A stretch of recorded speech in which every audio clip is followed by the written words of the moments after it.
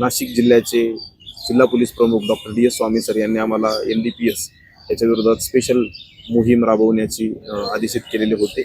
त्या अनुषंगाने मालेगावमध्ये विविध स्तरावरती NDPSचा अवेअरनेस आणि धडक कारवायांच्या बाबतीतल्या सूचना सरांनी दिल्यानंतर कारवाया चालू आहेत. काल 20 ऑगस्ट 2026 रोजी मालेगाव शहरामध्ये एक गुजरात येथील आरोपी आपल्याकडे कोडिन फॉस्फेटच्या कप सिरप आणि अल्ट्राझोलम टॅबलेट, ज्याला गावामध्ये कुत्तागोली म्हणून संबोधलं जातं, असा मुद्देमाल घेऊन गावात विकण्यासाठी येत आहे अशी माहिती मिळाल्यानंतर मालेगाव शहर पोलीस स्टेशनचे पोलीस इन्स्पेक्टर संदीप पाटील आणि त्यांचा संपूर्ण स्टाफ यांनी सदर ठिकाणी छापा कारवाई केली.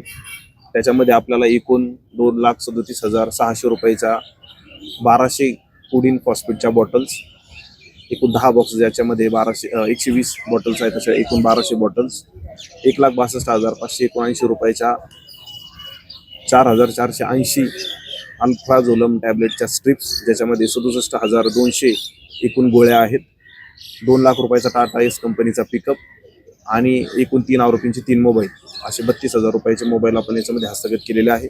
एकूण मुद्देमाल 6,35,879 रुपयाचा मुद्देमाल आपण आजच्या कारवाईत हस्तगत केला. याच्यामध्ये एकूण 3 आरोपी आहेत. पहिला आरोपी फिरोज खान लुकमान खान, जो उमरवाडा सुरत गुजरातचा राहणारा आहे. दुसरा आरोपी रईस खान सईद खान, जो शिकारी चौक मालेगावचा राहणार आहे. आणि तिसरा वाहिद हसन सिद्दीक हसन, जो रमजानपुऱ्याचा राहणार आहे. खान याच्यावरती पावरवाडी पोलीस स्टेशनमध्ये 50/26 हा NDPSचा गुन्हा दाखल आहे. त्याच्यावरती नंतर मोक्याची कारवाई देखील करण्यात आली. मोक्का सेक्शन इन्व्होक झाल्यानंतर सदर आरोपीला शोधण्यासाठी गुजरातमध्ये 3 वेळा टीम गेली होती, परंतु आरोपी ताब्यात आला नव्हता आणि हा आरोपी त्या गुन्ह्यामध्ये फरार होता. कालच्या कारवाईमध्ये सदर आरोपीला आपण ताब्यात घेतलेला आहे. याच आरोपीवरती आझादनगर पोलीस स्टेशनमध्ये 47 बॉक्सेसची अल्ट्राझोलम टॅबलेटची एक कारवाई करण्यात आली होती.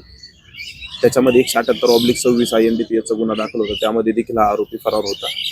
तर फिरोज खान लुकमान खानला पकडून आपण याच्या अगोदरच्या 2 गुन्ह्यात देखील आता त्याला वर्ग करणार आहोत. आजची जी कारवाई आहे त्याच्यामध्ये 3 आरोपींची कस्टडी घेऊन एकूण 7 दिवसाची पोलीस कस्टडी आपल्याला मिळालेली आहे.